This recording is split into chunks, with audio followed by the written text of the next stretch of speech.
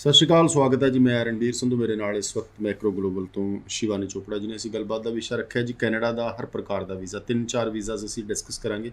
Study visa, tourist visa, spouse, open work permit ਤੇ family ਜਿਹੜੀਆਂ classes ਨੇ ਜਾਂਦੀਆਂ ਨੇ, ਔਰ ਉਹਨਾਂ ਵਾਸਤੇ ਅਸੀਂ ਕੁਝ ਡਿਸਕਸ਼ਨਸ ਕਰਾਂਗੇ।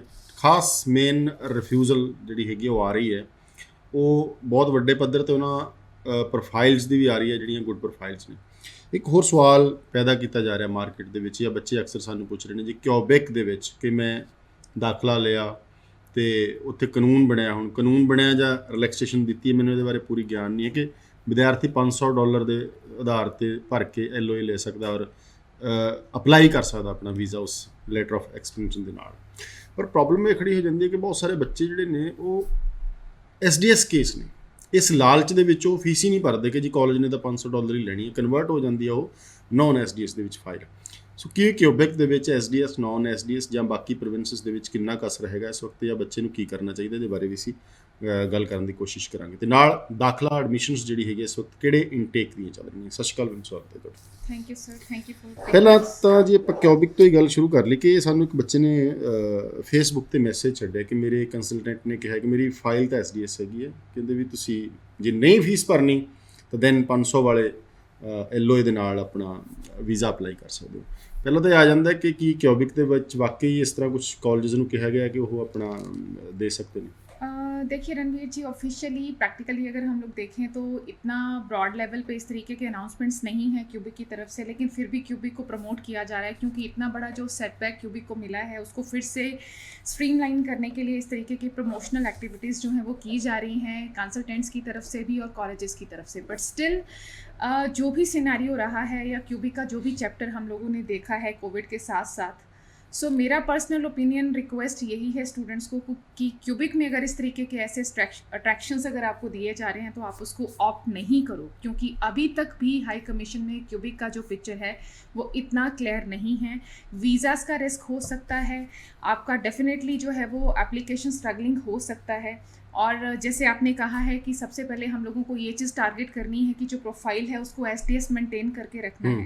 सो चाहे आपको ये ऑफ़र कॉलेज वालों की तरफ से दिया जा रहा है कि आप $500 देके या व्हाट्सएवर इज़ द अमाउंट आप देके आप अपना LOA ले लीजिए और उसके बेसिस पे आप अपना वीज़ा एप्लीकेशन फ़ाइल कर लीजिए।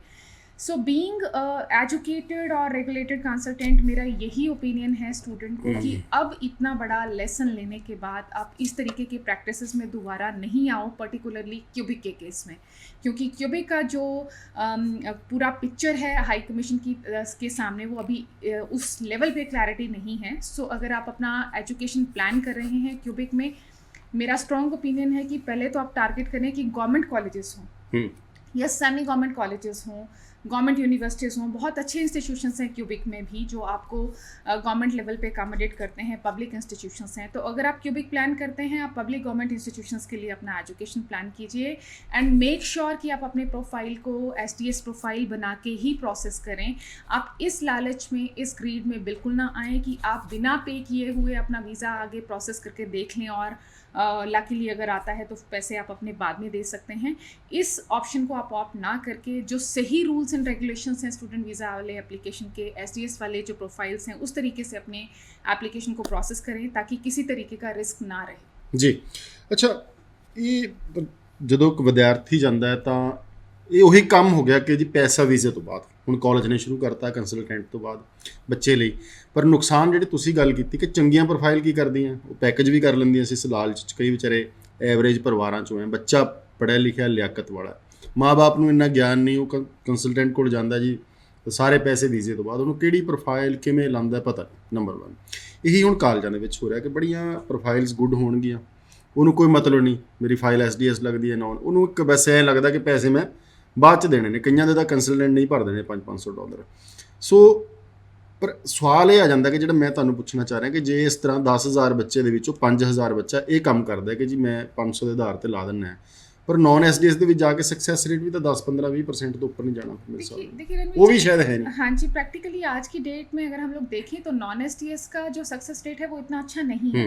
बिफोर कोविड अगर हम लोग बात करें तो नॉन एसटीएस वीज़ाज आते थे। ड्यूरिंग कोविड भी एक ऐसा सीन रहा था, एक ऐसा फेज़ रहा था जहाँ पे 5.5 बैंड्स वालों के वीज़ाज आ रहे थे, या फिर आपने 6 महीने की फ़ीस पे की है, आपका प्रोफाइल एकेडमिकली आप स्ट्रॉन्ग हैं और 6 महीने के कॉम्बिनेशन के साथ आपके वीज़ाज आ रहे थे। लेकिन इस सीज़न जैसे ही 2022 स्टार्ट हुआ है, नॉन एसटीएस वाले जो प्रोफाइल्स हैं उनका रिजल्ट इतना ब्रिलियंट नहीं है। इनफैक्ट पीटीई वाले जो स्टूडेंट्स हैं उनको भी हाई कमीशन की तरफ से वीज़ा नहीं दिया जा रहा। पिक्चर बहुत नीट एंड क्लीन है मार्केट में। आप अपने मेट्स से, अपने फ्रेंड्स से, जो भी आपके सर्कल में कैंडिडेट्स हैं स्टूडेंट वीज़ा जिन लोगों ने अप्लाई किया है, आप उनसे डिस्कस करके ओपिनियन ले सकते हैं। आपको ट्रांसपेरेंट ओपिनियन मिलेगा कि जो एसटीएस प्रोफाइल्स हैं उन्हीं को वीज़ाज मिल रहे हैं। नॉन एसटीएस के लिए बहुत ज़्यादा रिस्की है। सो अगर आप इस तरीके के ऑप्शंस आपको मिलते हैं कि आप $500 पे करके, $1000 पे करके वीज़ा अप्लाई कर लीजिए, आप अपने अच्छे प्रोफाइल को नॉन एसटीएस प्रोफाइल बना लेंगे और आप ये सोचेंगे कि रिस्क नहीं है, वीज़ा आने के बाद आपको पैसे देने हैं, तो मैं आपको ये चीज़ बता दूं कि आप बहुत बड़ा रिस्क लेने वाले हैं। क्योंकि अच्छे प्रोफाइल को नॉन एसटीएस ग्राउंड पे आप हाई कमीशन के सामने लेके जाने वाले हो, प्रेजेंट करने वाले हो अपनी एप्लीकेशन। एंड सेकेंडली अगर ये केस क्यूबिक का है तो और भी ज़्यादा रिस्क हो सकता है, क्योंकि क्यूबिक को अभी क्लीन चिट उस लेवल पे नहीं मिली है, उसका रेपुटेशन हाई कमीशन के सामने अभी उस तरीके से स्टैंड नहीं किया है। सो आप ये जो अट्रैक्शंस हैं कि पे फीस आफ्टर वीज़ा, प्लीज़ आप बहुत सोच समझ के इसमें इंडल्ज होइए। एक और चीज़ मुझे कहनी है कि पैकेजेस गलत नहीं भी हैं, क्योंकि अगर आपका एप्लीकेशन सही तरीके से प्रोसेस होता है, किसी गवर्नमेंट कॉलेज के लिए रेलेवेंट प्रोग्राम के लिए प्रोसेस होता है, सो पैकेजेस में कोई बुराई भी नहीं है। लेकिन you have to make sure package ਤਾਂ ਮੈਮ ਇਸ ਤਰ੍ਹਾਂ ਹੈਗਾ, ਬੁਰਾਈ ਤਾਂ ਨਹੀਂ ਹੈ। ਮੈਂ ਜਿਹੜਾ ਮੇਰਾ ਤਜਰਬਾ ਮੈਂ ਸਾਂਝਾ ਕਰਨਾ ਚਾਹੁੰਦਾ ਤੁਹਾਡੇ ਨਾਲ। ਇੱਕ ਬੱਚਾ ਸਾਡੇ ਕੋਲ ਆਇਆ, ਇੱਕ ਨਹੀਂ, ਉਹ ਕਹਿੰਦਾ ਜੀ ਅਸੀਂ ਬਹੁਤ ਆਏ ਜੀ, ਬਹੁਤ ਆ। ਕੰਸਲਟੈਂਟ ਨਾਲ ਗੱਲ ਕਰ ਲਈ, 20 ਲੱਖ ਰੁਪਏ ਦੀ ਬਾਅਦ ਦੇ ਵਿੱਚ ਦੇਣੇ, ਠੀਕ ਹੈ ਜੀ, ਕੋਈ ਗੱਲ ਨਹੀਂ, ਬਾਅਦ ਦੇ ਦਾਂਗੇ। ਹੁਣ ਉਹਨੇ ਤੋੜ ਮਰੋੜ ਕੇ ਪੇਸ਼ ਕਰਤੀ ਕਿ ਮੈਂ ਤਾਂ ਜੀ bye hook bye crook visa ਲੈਣਾ, ਕਿਉਂਕਿ ਮੈਨੂੰ 5-7 ਲੱਖ ਰੁਪਏ ਬਚਦਾ। ਰਿਫਿਊਜ਼ ਹੋ ਗਿਆ, ਬੱਚੇ ਨੂੰ ਥੋੜ੍ਹਾ ਪੁੱਛਿਆ ਜਾਂਦਾ ਕਿ ਰਿਫਿਊਜ਼ ਹੋ ਗਿਆ, ਫਿਰ ਪਾ ਦਿਓ, ਫਿਰ ਉਹ ਕਹਿੰਦਾ ਜੀ ਮੇਰੀਆਂ 7 ਰਿਫਿਊਜ਼ਲ ਹੈ, ਮੈਨੂੰ ਨਹੀਂ ਪਤਾ 6 ਮਹੀਨੇ 'ਚ ਕਿਵੇਂ ਆਈਆਂ। देखिए ये सारी बैड प्रैक्टिसेस हैं, और ये तभी होता है जब स्टूडेंट एक गलत कंसल्टेंट को चूज़ करता है, जब आप एक लाइसेंस नॉन रेगुलेटेड कंसल्टेंट के पास अपनी एप्लीकेशन देते हो। पैकेजेस से मेरा मतलब ये है, मैं ज़रूर आपको थोड़ी सी क्लैरिटी दे दूं कि अगर आपका कंसल्टेंट एक एजुकेटेड कंसल्टेंट है, आपको पैकेज ऑफर करता है, तो आपको इस चीज़ का एक आइडिया ज़रूर होना चाहिए कि वो आपकी फ़ीस अपनी पॉकेट से पे कर रहा है या नहीं कर रहा है। लॉजिकली आपकी फ़ीस जो है वो पे होनी चाहिए, क्योंकि इस तरीके के किसी तरीके के ऑफर्स नहीं है कॉलेजेस यूनिवर्सिटीज़ की तरफ से कि आप अपनी फ़ीस जो है वो वीज़ा लगने के बाद पे करें। आपको GIC भी पहले ही पे करना है ऑफर लेटर आने के इमीडिएटली बाद, और आपको अपनी ट्यूशन फ़ीस भी जो है वो डेडलाइन से पहले पे करनी है।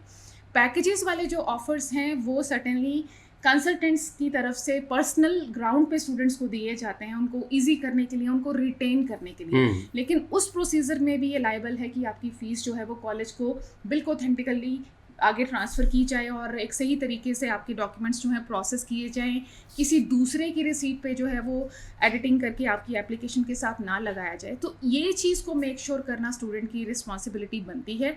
लेकिन साथ के साथ आपको ऐसे ऑफर्स में बिल्कुल इंडल्ज नहीं होना, एनरोल नहीं होना जहाँ पे आपको ये कहा जाता है कि आप $500 दे के या $1000 दे के एक पार्शियल अमाउंट दे के अपना वीज़ा प्रोसेस कर सकते हैं। मैं ज़रूर बता दूं कि कुछ यूनिवर्सिटीज़ या कुछ इंस्टीट्यूशंस कनाडा में ऐसे हैं जहां पे ये ऑफ़र है कि आप पार्शियल अमाउंट पे करके अपना जो है एक letter of acceptance final firm offer लेके आप अपना वीज़ा प्रोसेस कर सकते हैं। लेकिन keeping the rules of high commission in mind, कि हाई कमीशन की रिक्वायरमेंट्स को माइंड में रखते हुए ये ज़रूरी है कि आप अपनी पूरी फ़ीस पे करें, एसडीएस कैटेगरी के अंदर अपने टर्म्स एंड कंडीशंस को फुलफिल करके वीज़ा अप्लाई करें ताकि वीज़ा आपको मिले। जी मैम, एडमिशन दसो जी, इस वक्त किहड़े इनटेक दी चल रही है?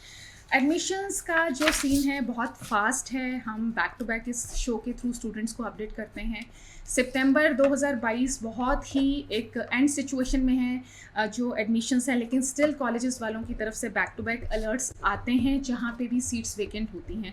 सो फैंशा कॉलेज लंदन सिटी ओंटारियो में जो कॉलेज लोकेटेड है, गवर्नमेंट प्रेस्टिजियस कॉलेज है। कुछ प्रोग्राम्स सितंबर 2022 के लिए ओपन हुए हैं। मैं ज़रूर स्टूडेंट्स को बता दूं, maximum programmes non medical students के लिए हैं। ऑटोमोटिव सेल्स का प्रोग्राम है नॉन मेडिकल स्टूडेंट्स के लिए, इवेंट जी। प्लानिंग पोस्ट ग्रेजुएट लेवल पे आप ले सकते हैं, this is a very good programme. इसके अलावा architectural technology, interior designing non medical students के लिए हैं, एंड इलेक्ट्रॉनिक्स रिलेटेड डिप्लोमास जो हैं वो फैंशा कॉलेज सितंबर इनटेक के लिए रीओपन हुआ है। सो जिन बच्चों की प्रोफाइल्स रेडिली अवेलेबल हैं वो इमीडिएटली फैंशा कॉलेज के लिए free of cost offer letter apply कर सकते हैं। इसके अलावा नॉर्दर्न लाइट्स कॉलेज में जनवरी 2023 के लिए एडमिशन्स ओपन हैं। Associate of science, associate of arts programmes हैं, business management with accounting diploma open है। मैं पर्सनल ग्राउंड पे नॉर्दर्न लाइट्स कॉलेज को बहुत ज़्यादा प्रमोट करती हूँ क्योंकि ब्रिटिश कोलंबिया का ये एक ऐसा कॉलेज है जिसमें लोएस्ट फीस है। सो मैक्सिमम प्रोग्राम्स की जो फ़ीस है वो $12,500 $12,800 की फ़ीस है एक साल की। सो आप इस कॉलेज के लिए एप्लीकेशन अप्लाई कर सकते हैं। And one more important announcement, Selkirk college is also very demanding college of British Columbia. So Selkirk college के एडमिशन्स मई 2023 के लिए स्टार्ट हो गए हैं। So this is really surprising. Students को बहुत ध्यान देना पड़ेगा, बहुत फास्ट ट्रैक तरीके से एडमिशन्स चल रही हैं। मई 2023 के लिए सेल क्रीक कॉलेज ने अपने एडमिशन्स ओपन किए हैं। Associate of arts, associate of science, इसके अलावा business administration, early childhood education, post graduate diplomas accounting में, culinary मैनेजमेंट में, हॉस्पिटैलिटी मैनेजमेंट में। सो ये पोस्ट ग्रेजुएट कोर्सेज हैं। सो मई 2023 के लिए ये प्रोग्राम्स ओपन किए गए हैं। इसके अलावा जनवरी 2023 में भी सेल क्रीक में post graduate diplomas business management accounting के साथ ओपन है। सो सेल क्रीक कॉलेज भी ब्रिटिश कोलंबिया का एक ऐसा कॉलेज है जहाँ पे लोएस्ट फीस है, and this is a government college. Visa success rate बहुत अच्छा है। So students whoever is interested can approach us with complete set of documents. और मैं इसके साथ साथ ये भी कह दूँ कि we have office in Mohali as well as in Khanna. So Mohali throughout the week open है, खन्ना भी throughout the week open है। लेकिन अगर आप मुझे खन्ना ऑफिस में पर्सनली मिलना चाहते हैं, आप ट्यूसडे वाले दिन या फिर फ्राइडे वाले दिन, कल यानी ट्यूसडे भी सिटिंग मेरी जो है वो खन्ना ऑफिस में है, आप पर्सनली आके मुझसे मिल सकते हैं। अदरवाइज़ आप कहीं पे भी कॉल करके हम लोगों के साथ पर्सनली विजिट कर सकते हैं। एड्रेस अपॉइंटमेंट आप अपनी क्रिएट करवा सकते हैं। जी मैम, थोड़ा ਜਿਹਾ ਓਪਨ ਵਰਕ ਪਰਮਿਟ ਆਪਾਂ ਵੈਸੇ ਹਰ ਵਾਰ ਗੱਲ ਕਰਦੇ ਹੈਗੇ ਆ। ਸਟੂਡੈਂਟ ਜਿਹੜਾ ਹੈਗਾ ਜਦੋਂ ਜਾਂਦਾ ਇੱਥੋਂ ਤਾਂ ਉਹਦਾ ਪਹਿਲਾ ਸਵਾਲ ਤੈਅ ਹੋ ਜਾਂਦਾ ਕਿ ਮੈਂ ਕਦੋਂ ਅਪਲਾਈ ਕਰ ਸਕਦਾ। ਆਪਾਂ ਪਹਿਲਾਂ ਵੀ ਡਿਸਕਸ ਕੀਤੀ ਹੈ ਕਿ ਇਹਦੇ ਨਾਲ ਕੋਈ ਫਰਕ ਨਹੀਂ। ਥੋੜ੍ਹਾ ਜਿਹਾ ਹਾਲਾਤ ਸਮਝਾਇਓ ਕਿ ਕਿਸ ਹਾਲਾਤਾਂ ਦੇ ਵਿੱਚ ਉੱਥੇ ਸਟੂਡੈਂਟ ਹੋਣਾ ਚਾਹੀਦਾ ਹੈ, ਸਟੱਡੀ ਕਰਦਾ ਹੋਵੇ, ਵਰਕ ਪਰਮਿਟ 'ਤੇ ਹੋਵੇ, ਜਾਂ ਉਹ ਕਈ ਵਾਰ ਪੜ੍ਹਾਈ ਮੇਰੇ ਖਿਆਲ ਡੈਫਰਡ ਕਰ ਲੈਂਦਾ ਕਿਸੇ ਨਾ ਕਿਸੇ ਕਾਰਨ, ਜਾਂ ਹੋਰ ਕਿਹੜੇ ਕਾਰਨ ਨੇ ਜਿਨ੍ਹਾਂ ਸਥਿਤੀਆਂ ਦੇ ਵਿੱਚ ਉਹਨੂੰ ਵਰਕ ਪਰਮਿਟ ਉੱਧਰੋਂ ਅਪਲਾਈ नहीं करना चाहिए। देखिए ऐसा है कि जब आप एक मैरिड कपल हैं, आपका जो भी हस्बैंड या वाइफ कनाडा में स्टूडेंट हैं और आप यहाँ से अपना ओपन वर्क परमिट फाइल करना चाहते हैं, तो सबसे पहले आप इस चीज़ को लेके बहुत स्ट्रिक्ट हो जाएं कि जो कैनेडियन स्टेटस है आपके हस्बैंड या वाइफ का, वो आप बहुत अच्छे तरीके से डॉक्यूमेंट करके अपनी एप्लीकेशन में लगाएं।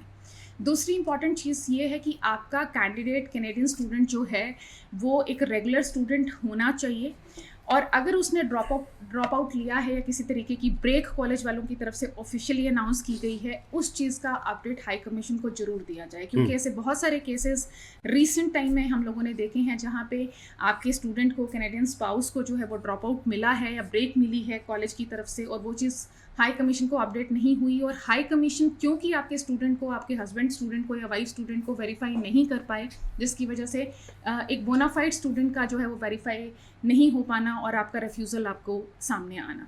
सो ये चीज़ें आपके open work permit potential application की रेफ्यूज़ल को कॉज करते हैं। सो जो भी स्टेटस आपके हस्बैंड या वाइफ का कनाडा में है उसको डॉक्यूमेंट करना, अपने जीसे की पोर्टल पे अपडेट करना बहुत ज़्यादा ज़रूरी है। अगर आपका एक ड्रॉप भी आया है या आपका एक ब्रेक भी सेमेस्टर के बाद आया है, तो एक ऑफिशियल लेटर जो है वो कॉलेज वालों की तरफ से आपको दिया जाता है, जिसमें ये अनाउंसमेंट रहती है या एक सर्कुलर है कि आपका 3rd सेमेस्टर का ब्रेक है या ड्रॉप है। सो वो लेटर्स भी आप अपने जीसी की पोर्टल पे अपडेट कीजिए। एजुकेशन कंप्लीट हो चुकी है, पोस्ट स्टडी वर्क परमिट पे आए हैं, उस चीज़ के भी सारे डॉक्यूमेंट्स आप जो हैं वो एक कंप्लीट नोट के साथ, कमेंट के साथ अपनी एप्लीकेशन में लगाइए। इसके अलावा मुझे ये चीज़ ज़रूर कहनी है कि this is the right time. बहुत अच्छा सीज़न ओपन वर्क परमिट वाले एप्लीकेशंस का रहा है इतने लंबे टाइम के बाद। मैक्सिमम रिजल्ट्स पॉजिटिव हैं और अच्छे पोटेंशियल कैंडिडेट्स को ओपन वर्क परमिट के पॉजिटिव रिजल्ट्स मिल रहे हैं। स्टेट अवे जो है वो आपको मेडिकल इशू किए जा रहे हैं और आपको पासपोर्ट रिक्वेस्ट दी जा रही है। तो this is the right time जब आप अपना ओपन वर्क परमिट का एप्लीकेशन प्लान कर सकते हैं। लेकिन मेरा ओपिनियन यही है कि लाइटली अपनी एप्लीकेशन को आप कंसीडर नहीं कीजिए, लंबी चौड़ी एप्लीकेशन है। मेल कैंडिडेट की केस में आपकी एम्प्लॉयमेंट को सही तरीके से लगाना, आपके फंड्स, ये सब चीज़ों को, और आपका जो मैरिज का बॉन्ड है, मैरिज की जो ग्राउंड है उसकी documentation, it's a sensitive lengthy application, so make sure कि आप किसी एजुकेटेड कंसल्टेंट के थ्रू एप्लीकेशन लगा। ਅੱਛਾ ਮੈਮ ਇੱਕ ਗੱਲ ਥੋੜੀ ਹੋਰ ਸਮਝਾਏਗਾ, ਜਿਹੜਾ ਸਟੂਡੈਂਟ ਇੱਧਰੋਂ ਜਾਂਦਾ ਹੈਗਾ, ਸਪਾਊਸ ਵੀਜ਼ਾ ਲੱਗਦਾ ਜਦੋਂ ਉਹਨੂੰ ਓਪਨ ਵਰਕ ਪਰਮਿਟ ਮਿਲਦਾ ਹੈ, ਓਪਨ ਵਰਕ ਪਰਮਿਟ ਕਿੰਨੇ ਟਾਈਮ ਦਾ ਹੁੰਦਾ ਹੈ? ਕਿ ਜਿਹੜਾ ਮੇਨ ਐਪਲੀਕੈਂਟ ਹੈ ਉੱਧਰ, ਉਹਦੇ ਵੀਜ਼ੇ ਦੀ ਐਕਸਪਾਇਰੀ ਡੇਟ ਦੇ ਨਾਲ ਇਹਦਾ ਸੰਬੰਧ ਹੈਗਾ, ਜਾਂ ਉਹਦੀ ਪੜ੍ਹਾਈ ਦੇ ਨਾਲ ਸੰਬੰਧ ਹੈਗਾ, ਜਾਂ ਇਹ ਓਪਨ ਦਾ ਮਤਲਬ ਕੀ ਹੈ, ਕਿੰਨੇ ਟਾਈਮ ਲਈ ਹੁੰਦਾ ਹੈ?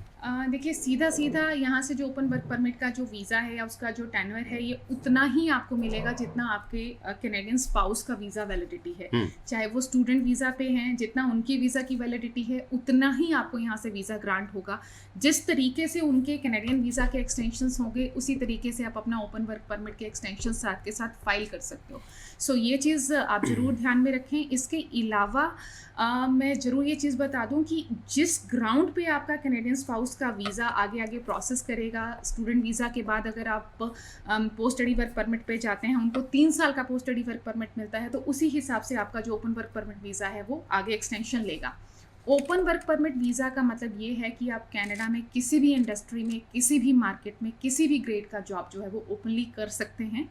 एम्प्लॉयमेंट का बॉन्ड नहीं है, आपको किसी नौक का बॉन्ड नहीं है कि आपको एक वाइट कॉलर जॉब करना है या आप सर्वाइवल जॉब कर सकते हैं। This is your choice. Openly किसी भी मार्केट में आप काम कर सकते हैं। सो ये फैसिलिटी इस ओपन वर्क परमिट वीज़ा में आपको ਉਹ ਆਪਣਾ ਸਪਾਊਸ ਨਾਲ ਇੱਕ ਮਤਲਬ ਬੰਨਿਆ ਹੈ ਕਿਸਮ ਦਾ, ਮੈਂ ਕਹੂੰਗਾ ਜੋ ਉਹ ਕਰੂਗਾ ਤੇ ਉਹਨੂੰ ਕਰਨਾ ਪੈਣਾ ਹੈਗਾ। ਐਕਸਪਾਇਰ ਹੋ ਗਿਆ ਤੇ ਉਹਦਾ ਵੀਜ਼ਾ ਐਕਸਪਾਇਰ ਹੋ ਜਾਣਾ, ਉਹਨਾਂ ਦੀ ਪੀਆਰ ਨਹੀਂ ਹੋਣੀ। ਇਹਦੇ ਕੋਲ ਕੋਈ ਰਾਈਟਸ ਹੈਗੇ ਪਰਸਨਲ ਤੌਰ ਤੇ, ਇੰਡੀਵਿਜੂਅਲ ਤੌਰ ਤੇ, ਕਿ ਇਹ ਕੋਈ ਆਪਣਾ ਅੰਪਲਾਇਰ ਇਹਨਾਂ ਨੂੰ ਹਾਇਰ ਕਰ ਲੈਂਦਾ ਹੈ ਕਿ ਆਪਣੀ ਵੀ ਪੀਆਰ ਪਾ ਸਕਦੇ डायरेक्टली उधर, तो ਇਹਨਾਂ ਨੂੰ लगता है कि दूजे दिन नहीं आ रही? डेफिनेटली ऐसा हो सकता है। आप ओपन वर्क परमिट में जब भी कनाडा गए हैं, आप जिस भी एम्प्लॉयर के साथ काम करते हैं, अगर आपकी टर्म्स अच्छी हैं, आपका एक जॉब सेटिस्फेक्शन एम्प्लॉयर को अगर लगता है, तो डेफिनेटली एम्प्लॉयर आपको एक जॉब ऑफर कर सकता है, एक टेम्परेरी लेवल पे या परमानेंट लेवल पे, जिसको हम LMIA ग्राउंड पे प्रोसेस कर सकते हैं। सो अगर आपका जो स्टूडेंट कैंडिडेट है कनाडा में, उसकी PR फाइल नहीं हो रही, या पॉइंट्स नहीं बन रहे, या मेरिट नहीं बन रही, किसी वजह से वो नहीं क्वालिफाई कर पा रहे, तो यहाँ से जो dependent spouse open work permit पे गए हैं, अगर उनको LMIA मिलता है, जॉब ऑफर मिलता है, तो उनके बेसिस पे जो है वो PR फाइल की जा सकती है। सो दोनों ही एप्लीकेंट्स जो हैं, हस्बैंड वाइफ, किसी के ग्राउंड पे भी जो है ये PR का प्रोसीजर आगे किया जा सकता है। लेकिन मैं फिर से ये चीज़ बता दूँ, PR is a very sensitive process. इसके लिए आपके पास एक रेगुलेटेड कंसल्टेंट होना चाहिए जो आपकी कैटेगरी को क्लियरली डिफाइन करके आपको बताए। कनाडा PR लेने के सिर्फ 1 या 2 रास्ते नहीं हैं, बहुत सारे डिफरेंट प्रोसीजर्स हैं, डिफरेंट कैटेगरीज हैं जिसके अंडर आप अपनी कनाडा की PR फाइल कर सकते हो। इनफैक्ट जो स्टूडेंट्स कनाडा गए हैं वो भी सिर्फ कैनेडियन एक्सपीरियंस क्लास के अंडर नहीं, वो एक्सप्रेस एंट्री रूट से या प्रोविंशियल नॉमिनी प्रोग्राम के अंडर भी अपनी PR फाइल कर सकते हैं। So to have this complete knowledge, आप कोशिश कीजिए कि किसी अच्छे कंसल्टेंट के थ्रू अपनी एप्लीकेशन प्रोसेस करवाइए, ताकि स्टूडेंट वीज़ा से लेके आपके हस्बैंड के ओपन वर्क परमिट से लेके आपके कनाडा पहुंचने के बाद जो PR प्रोसीजर्स हैं, वहाँ तक की सर्विसेज आपको सेम विंडो से मिल सकती है। ਜਿਵੇਂ ਆਪਾਂ ਰਾਈਟਸ ਦੀ ਗੱਲ ਕੀਤੀ ਕਿ ਪਤੀ ਪਤਨੀ ਦਾ ਜਿਹੜਾ ਬੌਂਡ ਹੈ, ਰਿਸ਼ਤਾ ਹੈ, ਉਹ ਜੁੜਿਆ ਹੈ ਤੁਹਾਡੀ ਐਕਸਪਾਇਰੀ ਡੇਟ ਦੇ ਨਾਲ, ਕਿ ਉਹਦੇ ਨਾਲ ਹੀ ਸਾਰੀਆਂ ਸ਼ਰਤਾਂ ਮੈਚ ਹੁੰਦੀਆਂ। ਜਾਂ ਤੁਸੀਂ ਗੱਲ ਕੀਤੀ ਕਿ ਉਹ ਬ੍ਰੇਕ ਲਈ ਨਹੀਂ ਲਈ, ਅਪਡੇਟ ਕਰਨਾ ਇਮੀਗ੍ਰੇਸ਼ਨ ਨੂੰ। ਜਦੋਂ ਅਸੀਂ ਆ ਜਾਂਦੇ ਇੱਧਰ, ਚਾਹੇ ਪਤੀ ਹੈ ਇੱਧਰ ਜਾਂ ਪਤਨੀ ਹੈਗਾ, ਉਹਦੇ ਵਾਸਤੇ ਇੱਧਰ ਵਾਲੇ ਦੀ ਏਜ, ਉਹਦੀ ਐਜੂਕੇਸ਼ਨ, ਉਹਦੇ ITRs या जॉब या फाइनेंस कितने क मैटर करते हैं? सर डेफिनेटली बहुत ज़्यादा मैटर करते हैं, और क्योंकि हम इंडियन कल्चर में हैं, यहाँ पे अगर फीमेल वाइफ है तो उसको इतना ज़्यादा मुझे लगता है कि सेंसिटिव नहीं है। डेफिनेटली आपको टर्म्स एंड कंडीशंस पर ज़्यादातर लेकिन मेल नहीं देखा गया कि कोई लड़की, मतलब लड़का उधर है तो लड़की ने इधरों जाना ज़्यादातर था। हाँ जी, मैक्सिमम मेल एप्लीकेंट्स ही हैं। सो मेल एप्लीकेंट्स के लिए ये चीज़ ध्यान में देना बहुत ज़्यादा ज़रूरी है कि आपका जो जॉब प्रोफाइल है वो बहुत ब्रिलियंट होना चाहिए। बहुत सारे केसेस में हम लोग देखते हैं कि एग्रीकल्चरिस्ट हैं, जॉब नहीं करते हैं, लेकिन we at Macro Global we suggest कि आप एग्रीकल्चर के साथ साथ अपने कोई जॉब्स जो हैं वो दिखाएं, या किसी तरीके की फ्रीलांसिंग आप दिखाएं। सो इसके लिए एक्सपर्ट ओपिनियन आप हम लोगों से ले सकते हैं। मेल कैंडिडेट का एक मंथली रेगुलर इनकम होना बहुत ज़्यादा ज़रूरी है सर्वाइवल के लिए, अपनी वाइफ की एजुकेशन को फंड करने के लिए, अपना कनाडा ट्रेवल अकोमोडेट करने के लिए। सो इसके बहुत सारे तरीके हैं, इसके बहुत सारे ऑल्टरनेटिव्स हैं जिसके लिए आप हमें पर्सनली आके मिल सकते हैं। फंड्स का अरेंजमेंट मुझे लगता है आपको बिगनिंग से ही करना चाहिए, before you plan your marriage, उससे पहले ही आपको अपने फंड्स जो हैं वो प्लान करते रहना चाहिए, क्योंकि मेल एप्लीकेंट के पास सफिशिएंट फंड्स होने बहुत ज़्यादा ज़रूरी हैं, जिसकी ग्राउंड पे आप वीज़ा ऑफिसर को कन्विंस कर सको कि आप अपनी वाइफ का कैनेडियन एजुकेशन जो है वो अकोमोडेट कर सकते हो, फंड कर सकते हो, और अपना कनाडा ट्रैवल भी जो है वो आप बेयर कर सकते हो। सो ये सब चीज़ें बहुत ज़्यादा सेंसिटिव हैं। एग्रीकल्चर, ओनली एग्रीकल्चर ग्राउंड पे वीज़ा फाइल करना थोड़ा सा रिस्की रहता है, क्योंकि एग्रीकल्चर फुल टाइम ऑक्यूपेशन नहीं है, इट्स अ सीजनल ऑक्यूपेशन। सो इसके साथ साथ आपकी 9 से 5 या 10 से 6 की जो होनी चाहिए, उसके लिए आप हमसे पर्सनली मिल सकते हैं। आप असेसमेंट फ्री ऑफ कॉस्ट ले सकते हैं हमारे मोहाली खन्ना ऑफिस में, ताकि आप अपना ओपन वर्क परमिट का एप्लीकेशन सही तरीके से प्लान कर सकें। थैंक यू जी, बहुत मेहरबानी दर्शकों का जी, धन्यवाद, सत श्री अकाल।